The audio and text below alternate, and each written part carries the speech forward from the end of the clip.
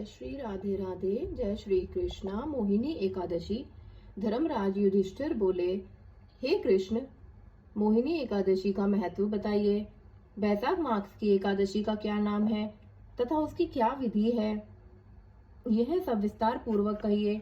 श्री कृष्ण भगवान बोले, हे धर्मनंदन, मैं आपसे एक पुरातन कथा कहता हूँ जिसको महर्षि वशिष्ठ जी ने श्री रामचंद्र जी से कहा था।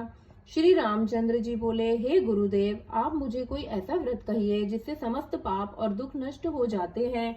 मैंने जनक नंदिनी श्री सीता जी के वियोग में बहुत दुख भोगे हैं, अतः आप कोई व्रत बतलाइए। महर्षि वशिष्ठ जी बोले, हे राम, आपने बहुत सुंदर प्रश्न किया। आपकी बुद्धि अत्यंत शुद्ध और पवित्र है।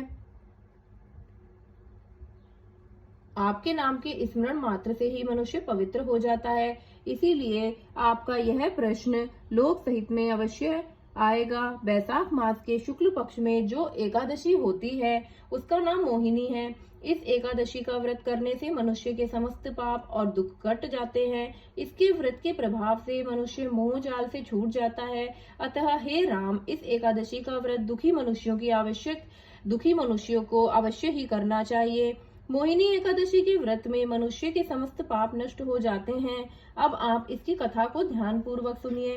सरस्वती नदी के किनारे एक भद्रावती नाम की नगरी बसी हुई है। उस नगरी में सोमवंशीय धृतमान नाम का एक राजा राज्य करता था। उसी नगरी में एक धन धान्य से पूर्ण पुण्यवान एक वैशाख रहता था।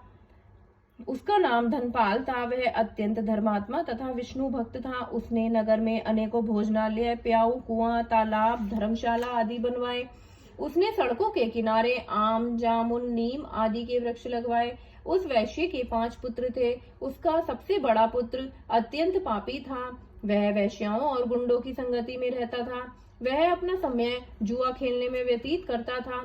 वह दूसरों की स्त्रियों के साथ भोग और विलास करता था।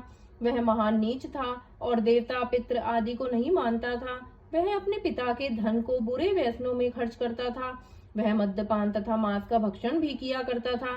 इस पर उसके पिता, भाइयों तथा कुटुंबियों ने उसे घर से निकाल दिया और उसकी निंदा करने लगे।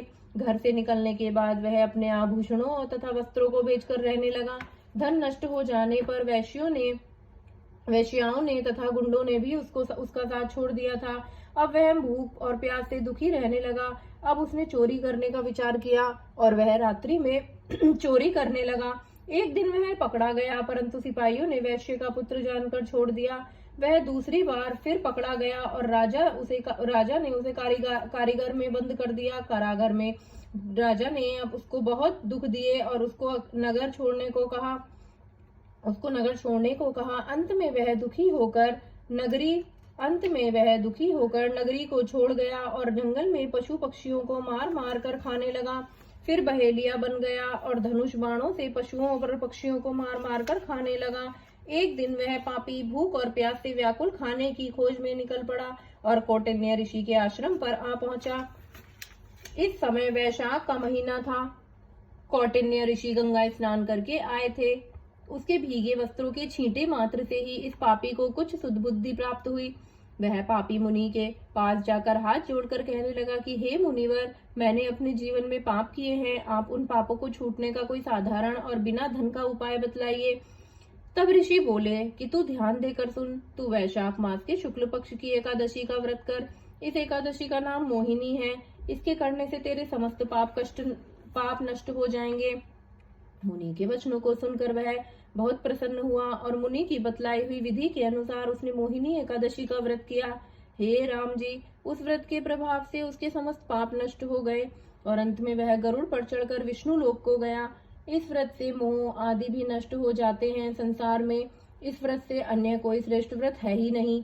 इसके महत्तम के श्रवण व पठन से जो पुण्य होता है वह पुण्य 1 सहस्त्र गोदान के पुण्य के बराबर है। जय जय श्री राधे राधे।